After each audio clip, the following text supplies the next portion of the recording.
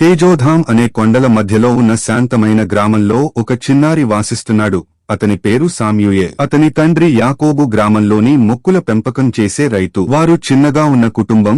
కానీ సామ్యూయేల్కు ఏదో తెలియని అలజడి. ఆ రోజు ఉదయం అసహనం అధికంగా ఉండింది. తండ్రి మాటలలో కొంత గట్టిదనం ఉండడంతో సామ్యూయేల్ కోపంతో ఇంటి ద్వారం పటాపటాలాడించాడు. నాకు ఎవరికీ చెప్పకుండా ఎక్కడికైనా వెళ్లిపోవాలని ఉంది అన్నాడు గుండెల్లోకి. వాడు ఎప్పటిలా అడవిలోకి వెళ్తాడు. కానీ ఈసారి కొంత దూరంగా. ఎండ నెమ్మదిగా పడుతోంది. చెట్ల మధ్యన ఓ పాత దారిని చూసి అడుగులు వేస్తాడు. అతనికి తెలియదు ఆ దారి జీవితాన్ని మార్చే మార్గమవుతుందని. చెట్ల మధ్యన ఎవరూ రాలేని ముదురు ప్రదేశం కనిపిస్తుంది. వానలు పడే రోజుల్లో ముదిరిపోయిన తడినేల, కూరిన శబ్దాలు. ఇక్కడ ఎప్పుడూ ఎవరూ రాకూడదంటారు అని తనకు గుర్తొచ్చింది. కానీ జిజ్ఞాస అతన్ని ముందుకు నడిపిస్తుంది. సడన్ గా కొన్ని రాళ్లపై పురాతన చిహ్నాలు కనిపిస్తాయి. వాటిపై అక్షరాలు అర్థం కాలేని విధంగా తళతళలాడుతున్నాయి. ఏమిటి ఇవి అని జ్ఞాపక శక్తితో తడుముకుంటాడు. ఆ రాళ్ల మధ్యనే ఒక ఆశ్చర్యకరమైన వస్తువు అతని దృష్టిలో పడుతుంది.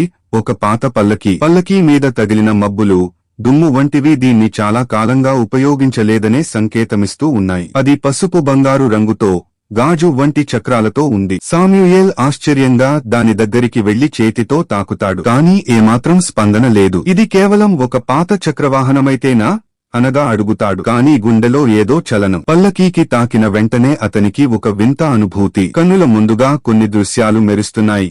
పొగమంచులోంచి దివ్యమైన జీవులు, మంటల చుట్టూ నడుస్తున్న ప్రవక్తలు. ఆ రాత్రి సామ్యూయేల్కు నిద్ర రాదు. పల్లకీ గురించి కలలు వస్తాయి. ఒకదానిలో ఒక దూత వచ్చి ఈ పల్లకీ చలనమే కాదు, పిలుపు కోసం వేచి చూస్తోంది అని చెబుతుంది. పిలుపా నాకు అని అతను కలలో అడుగుతాడు. అవును, పిలుపు చిన్నదైనా గొప్పది అవుతుంది. వినేందుకు సిద్ధంగా ఉండు. అలాగే మరో దృశ్యంలో అతను చిన్నారులకు నీరు ఇస్తున్నట్లు కనిపిస్తుంది. పల్లకీ అప్పుడే వెలుగుతో నిండిపోతుంది. అతను ఆకర్షితుడవుతాడు. కాని ఇంకా స్పష్టంగా అర్థం కాదు. మరో రోజు సామ్యూయేల్ తిరిగి అడవిలోకి వెళ్తాడు. పల్లకీ మారలేదని నిరుత్సాహపడతాడు. అక్కడ ఓ చిన్నవాడు ఏడుస్తూ కనిపిస్తాడు. పేరు లూకా. అతను తన తల్లిదండ్రులను తప్పిపోయాడని చెబుతాడు. సామ్యూయేల్ ముందుగా అలసటగా అనిపించుకుంటాడు. నేను ఇక్కడ నా పనికోసం వచ్చాను అని అనుకుంటాడు. కానీ బాలుడి ముఖాన్ని చూస్తే గుండె కరిగిపోతుంది. అతను తన వద్ద ఉన్న 2 టిఫిన్ బాక్సులలో ఒకటి అతనికి ఇస్తాడు. ఆ చిన్న సహాయం చేస్తే బాలుడు నవ్వుతాడు. అంతేకాదు,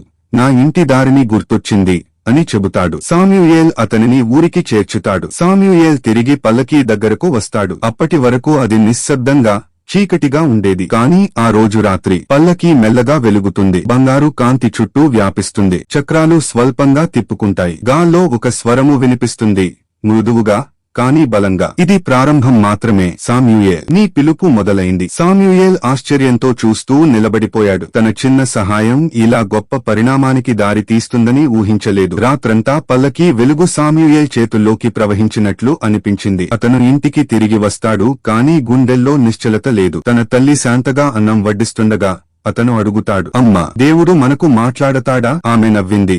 ప్రతి చిన్న మంచి పని ఒక పిలుపు కోసం ప్రారంభమయ్యే అవకాశం బాబూ. ఆ మాటలు అతని లోపల నాటివైనాయి. ఆ రాత్రి అతను తల్లిదండ్రులకు చెప్పకుండానే తన నోట్స్ లో ఒక వాక్యం రాశాడు. ప్రతిసారి నేను మంచిగా ఉండేను, చారియట్ వెలుగుతుంది. ఒక పండుగ రోజు గ్రామంలో పెద్ద వాన కురిసింది. పక్కన ఉండే గుడిసెలో మంటలు చెలరేగాయి. అంతా కలవరపడ్డారు. సామ్యూయేల్ ముందుకు పరుగెత్తాడు. లోపల ఓ మహిళ పిల్లతో సహా చిక్కుకుంది. ఎవరు ఉన్నారు అని ఒకరు అరుస్తారు. అవకాశం లేదు. సామ్యూయేల్ తన చిన్న చేతులతో మట్టి ఎగరేస్తూ ఆ తల్లికి దారి చూపించాడు. అతను తన షర్టుతో పొగ అడ్డుపెడుతూ చిన్నారిని బయటకు తీసుకొచ్చాడు. అతను నలుగురికి ఒక చిన్న రక్షణ చేయగలిగాడు. ఇంటికి తిరిగినప్పుడు పల్లకీ మళ్లీ మెరుస్తోంది. ఆ రోజు రాత్రి పల్లకీ దగ్గర ఒక వృద్ధుడు కనిపించాడు.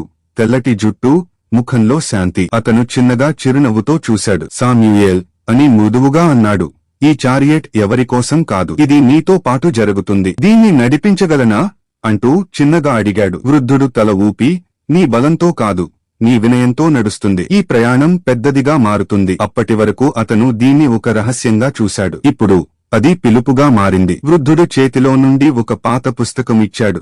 అందులో చిత్రాలుగా, నీడలుగా, కథలుగా ఆయన చెప్పినది ఉన్నది. ఈ పుస్తకం నీకు మార్గం చూపుతుంది. అందులో మొదటి పాఠం, ప్రేమ చేసే వ్యక్తి దేవుని ప్రతిబింబం. ఆ రోజు నుండి సామ్యూయేల్ తన చూపును గ్రామంలోని బాధితుల మీద ఉంచాడు. నెమ్మదిగా ప్రతి చిన్న పని పల్లకీకి జ్వాలను తీసుకొస్తోంది. అతను ఇప్పటికీ పిలుపు లక్ష్యం కాదు, కాని దాని మార్గంలో ఉంది. చీకటి నెమ్మదిగా విడిచిపెడుతూ పల్లకీ తడుక్కుమంది. సమాంతరంగా ఆకాశంలో ఉన్న చంద్రుడు నిదానంగా మేఘాలను తొలగిస్తూ ఆమె వెలుగును భూమిపై కురిపించాడు. శామ్యూయేల్ నిశ్శబ్దంగా చూస్తూ నిలబడి ఉన్నాడు, ఎటువంటి సందేహం లేకుండా ఇది తానెప్పుడో ఊహించిన కన్నా గొప్పదేనని. పల్లకీ చక్కగా వెలిగింది, కాని కదలలేదు. శామ్యూయల్ వదిలేసిన లూకా బాలుడు ఊరికి చేరినప్పుడు అతని తల్లిదండ్రులు ఆనందంతో శామ్యూయల్ను ఆలింగనం చేశారు. వారి కళ్లలో ఆనందభాష్పాలు చూసినప్పుడు అతనికి తెలియంది, దేవుని పని చిన్న పనుల ద్వారానే మొదలవుతుంది. అతని గుండెలో ఓ శబ్దం వినిపించింది, స్పష్టంగా, ప్రేమగా, ఓ చిన్నవాడా, నీవు విశ్వాసంతో మొదలుపెట్టావు, ఇప్పుడు నీ యాత్ర మొదలవుతుంది. శామ్యూయల్ దిగి మళ్లీ పల్లకీని తాకాడు. ఆమె చక్రాలు తిప్పుకుంటున్నట్టు వినిపించాయి, కాని అది అక్కడే నిలిచిపోయింది. చెప్పకపోయినా చెబుతున్నట్టు, ఇంకా చాలా నేర్చుకోవాలి. పల్లకీ వెలుగు ఆ ముడి అడవిలో ఓ చిన్న నక్షత్రంలా మెరిసింది. శామ్యూయల్ వెనక్కి తిరిగి ఇంటివైపు నడిచాడు, కాని ఇప్పుడు అతను వేరే వ్యక్తిగా మారాడు. అతని పాదాలు చిన్నగా ఉండొచ్చు, కాని దారితీసే మార్గం విశాలమైనదే.